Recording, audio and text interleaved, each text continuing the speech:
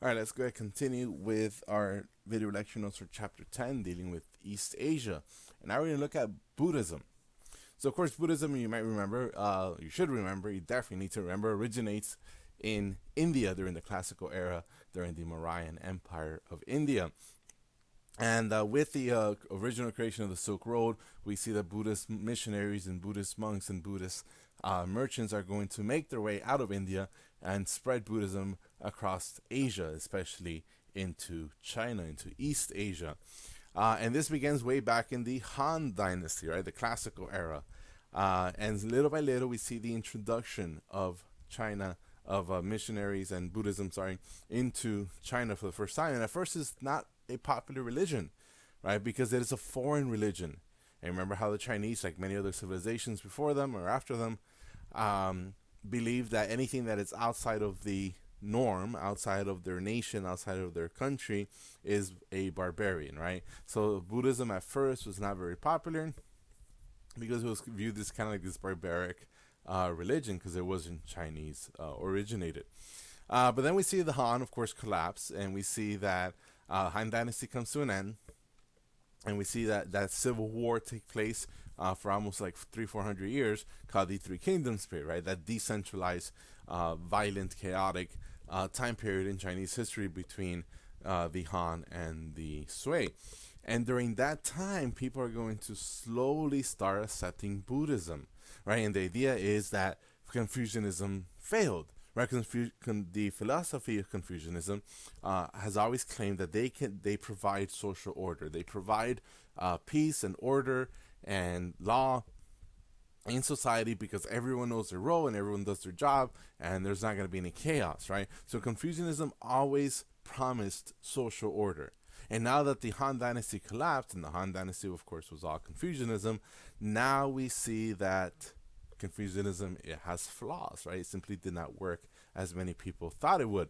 So Buddhism becomes a popular alternative because the Chinese peasant who is suffering because they're stuck in this civil war, right? And people are, they're gonna say, okay, Confucianism failed me. What about Buddhism? What do they have to offer? And Buddhism slowly becomes more popular in China. So by the time the Tang Dynasty comes around, Buddhism is one of the major religions, right? So we have Confucianism, we have Taoism, and now we have Buddhism. Now, the Tang Dynasty, like every other dynasty, is eventually going to go through the dynastic cycle, meaning they're going to rise, they're going to be awesome, they're going to decline, and they're eventually going to fall. And as you can imagine, the reasons why the Tang Dynasty falls is because they have crappy rulers. Remember, they lasted for about 300 years. So they had some really good ones. Tang Taizong is probably the best known of the Tang emperors. And then you have really crappy ones. So there's one emperor, and he instead of like running the empire like he's supposed to, he was much more interested in spending time with his concubine. And concubine is simply a fancy word for the royal mistress, right? So the emperor has his wife, but then he has the concubine, the mistress on the side. And he kind of spent too much time with her instead of like, running the government. So the end result is that a military officials, generals, decide that they're going to have a rebellion, right? They don't want this emperor. He kind of sucks. So they're going to overthrow him, and they do. And the emperor has to kind of like run away. But the emperor doesn't want to lose his, status, doesn't want to, lose his throne. So he hires a group of nomadic people called the Uyghurs, right? That's this group right there. And the Uyghurs, they are from Central Asia. They're going to be kind of like cousins of what we will call the Mongols. And these nomadic people are hired, invited by the emperor to come in and kick out these rebels, right? These military rebels that have overthrown him. And they come in and they restore order.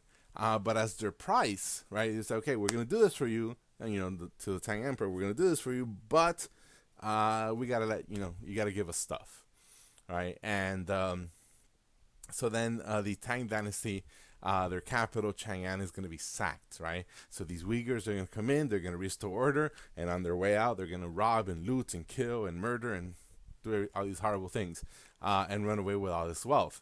And then, on top of that, we see that the Tang Dynasty now has to pay the Uyghurs a yearly tribute, right? So we see this kind of come back and bite the Tang uh, on the behind. Now, instead of China demanding tribute from others, they have to pay tribute to these nomadic people called the Uyghurs.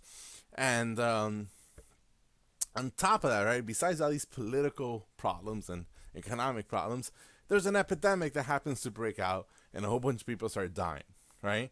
And guess what? Those epidemics were spread along the Silk Road. So when you look at this, right, you're a peasant in China during the Tang Dynasty. The emperor sucks. There's a rebellion. These nomadic people are coming in, messing everything up, and everyone's dying from disease. Clearly, the Tang Dynasty does not have the mandate of heaven, right? The gods up in heaven do not support the Tang, and the Tang are going to get overthrown, and the whole family is going to get killed. And the people who are supporters of the Tang Dynasty, they all blamed it on this poor woman who happened to be a concubine, right? So here's a picture of the Uyghurs, and nomadic people from Central Asia. Horses, camels, those would be the major animals, right? They're pastoralists. Those would be the major animals that they would have raised. So Tang Dynasty comes and goes. We have a new dynasty called the Song Dynasty, or the Sung Dynasty. And they're going to kind of like bring China into into an economic high point, to a golden age. And mainly because they're going to expand more than ever before the civil service exam and the bureaucracy. So they start expanding the government, right? So that means you need a lot more people working in the government. You need qualified people to work in the government.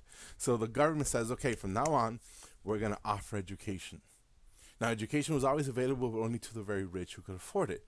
But now middle-class people, even low-class people, peasants, can get educated if they have some type of, show of talent or knowledge or intelligence. And that means more and more and more people in China can get educated and can take these exams, the civil service exams, and can now move up in society based on the position they get in the government, right? So we see that the expansion of the bureaucracy provides a opportunity for people to move up in society that they wouldn't have otherwise.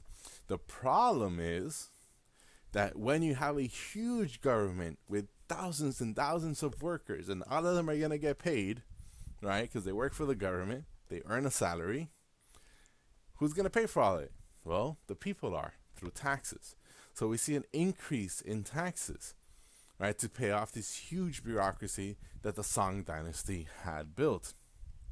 Another problem is that they figured, okay, we got to get the smartest people to run our military, right? Just so we have the smartest people running our finances, and the smartest people making our laws, and the smartest engineers, building roads and canals. Well, we got to get the smartest people to run the military.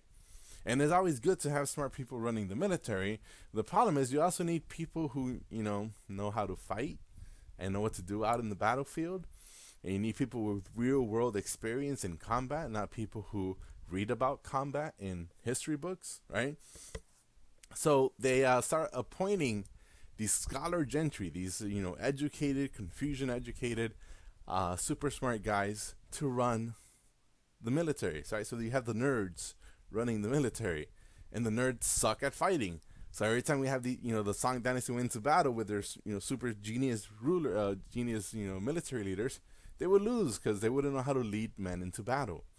So this is another drawback of the Song Dynasty. And let's talk about the weaknesses. They spend so much money on the bureaucracy that they drained their treasury. So they had tons of money, and now it's all gone because they had to pay their employees, right? The government had to pay the employees. And that wasn't good for the economy. And here we see how the Song Dynasty, it kind of shrinks, I should say. Right? So over time, the dynasty is going to shrink, get smaller and smaller and smaller. We see new kingdoms kind of rise up to challenge the authority of the Song, and until eventually they will collapse. So the northern part of China, right, up here, this is normally called the region of Manchuria, right? And a group of nomadic people called the Jurchens are going to move in, or the Manchurians are going to come in and take over northern China. So we see that the Song Dynasty eventually becomes known as the Southern Song Dynasty because they essentially lost the northern half of their empire. And again, they had bureaucratic military leaders, scholar gentries as their commanders who sucked in battle. Um, then to make matters worse, right? They're gonna eventually fall, right? So again, Manchuria. This is the what becomes known as the Jin Empire, right? Which is another kind of like half, sort of, kind of dynasty, but we're gonna ignore them. And then we have the Southern Song Dynasty, and we see how much territory they had lost from the original Song Dynasty. And eventually, the Song Dynasty are gonna get overthrown, and they're gonna get conquered by, wait for it, the Mongols. So the Mongols finally make their way into world history, finally.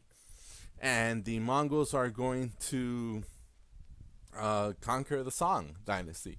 And for a very long time, the Song dynasty had paid tribute to the Mongols to not invade. And then the Mongols eventually said, that's not good enough, we want everything. So they came in, and the Mongols took over the capital, Chang'an, which of course, right, Chang'an all the way over here, which was also the same capital, as the Tang and the Han dynasty. That one gets canceled. It gets taken over. And eventually the Song dynasty will collapse.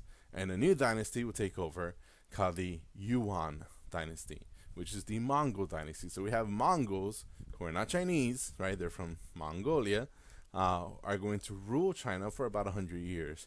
And their dynasty is going to be called the Yuan dynasty. We'll talk about more of them in another chapter. All right, so we'll stop here for now. See you next time.